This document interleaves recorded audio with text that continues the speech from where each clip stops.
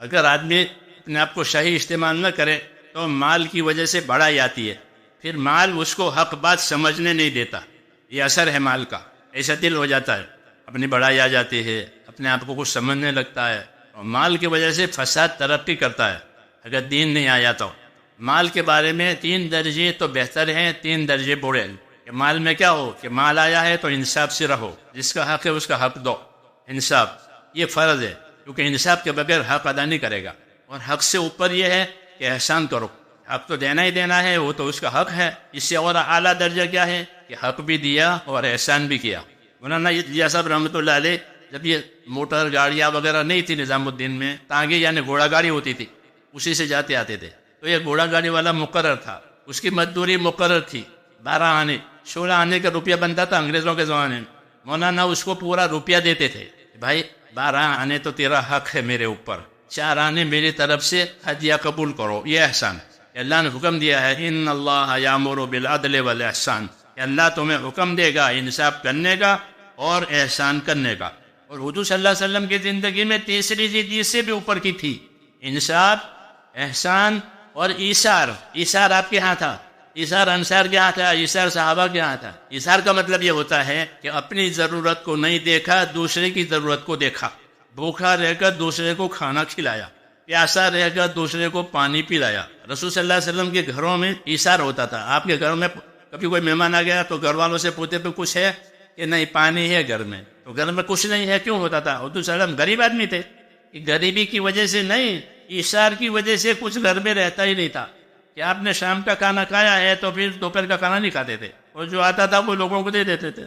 تو یہ 3 چیزیں ہیں، انصاف، احسان، ایثار. اور 3 چیزیں جو بری ہیں، ایک ہے اسراف کرنا، ضرورت سے زائد مال برباد کرنا. ضرورت تو 4-5 کی ہے، 4-5 روپے کی ہے، لگا دیے 10، یہ اسراف ہوا. یہ منع ہے کہ جتنی ضرورت ہے اتنا لگاؤ. چنانچہ جب مالوں میں اسراف ہوتا ہے تو مال کی برکت چلی جاتی ہے، پھر آدمی مال کا محتاج ہوتا ہے، اس لیے زیادہ کماتا ہے. یہ غلط جگہ خرچ کر دیتا ہے تو اس کو زیادہ کمانا پڑے گا. جب زیادہ کمانے میں وقت اور فکر لگے گا تو دین پر کب چلے گا؟ اس لیے دین میں پیچھے رہ جائے گا، کیونکہ اسراف ہو رہا ہے. یہ 10 کی جگہ 20 خرچ کر رہے ہیں تو پھر اتنی کمائی لانی پڑے گی. پھر طبیعت اس کی عادی ہو گئی ہے کہ کھاؤ پیو استعمال کرو، اللہ کی نعمتیں ہیں تمہارے لیے ہیں، لیکن کیا کرو کہ اسراف مت کرو. اللہ کو اسراف کرنے والے پسند نہیں ہے. کہ اسراف سے آگے کیا؟ کہ اسراف سے آگے مال میں تبذیر ہوتی ہے. تبذیر کے معنی یہ ہے کہ بغیر ضرورت کے خرچ کرنا. شوق ہے، کوئی ضرورت نہیں ہے، کوئی حاجت نہیں ہے، تو پھر کیا ہے کہ شوق. تو فرمایا اس طرح مال خرچ کرنے والے جو ہیں وہ شیطان کے بھائی ہے، اور شیطان اللہ کا ناشکرا ہے. وہ حدیثوں میں ہے کہ جب حضور صلی اللہ علیہ وسلم پیدا ہوئے تو شیطان نے اپنے آدمیوں کو بھیجا، دیکھو کچھ ہوا ہے زمین میں، پتہ لگاؤ. پتہ لگا کر آئے کہ ایک نبی ہے، وہ پیدا ہوا ہے، اور نبی بھی ہوں گے، اس کی امت بھی ہوگی، اور وہ اس طرح کام کریں گے. شیطان نے کہا کوئی بات نہیں، نبی کو ہونے دو اور ان کی امت کو بھی ہونے دو، کام بھی کرنے دو، میں بھی کروں گا. میں یہ کروں گا کہ یہ نبی جہاں لگانے کو کہے گا میں اس کے مقابل کا دوسرا راستہ بتاؤں گا کہ یہاں نہیں لگانا ہے، یہاں لگانا ہے. تو یہ اپنی جانی مالی طاقتیں بجائے نبی کے راستے پر لگانے کے دوسرے راستے پر لگائیں گے. یہ منزل کو پھر نہیں پہنچیں گے، یہ پھسل جائیں گے. اس لیے کہا کہ اس طرح مال کو ضائع کرنے والے شیطان کے بھائی ہیں، اور شیطان خدا کا ناشکرا ہے، اس کو تبذیر کہتے ہیں. اس سے آگے مال کا کیا ہوگا کہ اس سے آگے جو مال جائے گا کہ پھر مال سے عیاشی آتی ہے. اس کو قرآن نے مترف کہا ہے. عیاش لوگ، عیاشی ہے مال کی وجہ سے.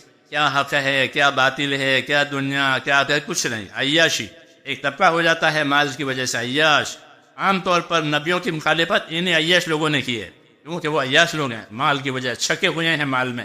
جب ہم نے کسی بستی میں رسول بھیجا تو وہاں کے عیاشوں نے یہ کہا کہ تمہاری دعوت سے ہم کو انکار ہے، مال نے یہ پیدا کیا ہے، اور ہمیں مال نے یہ رہبری کی ہے مال کے راستے سے.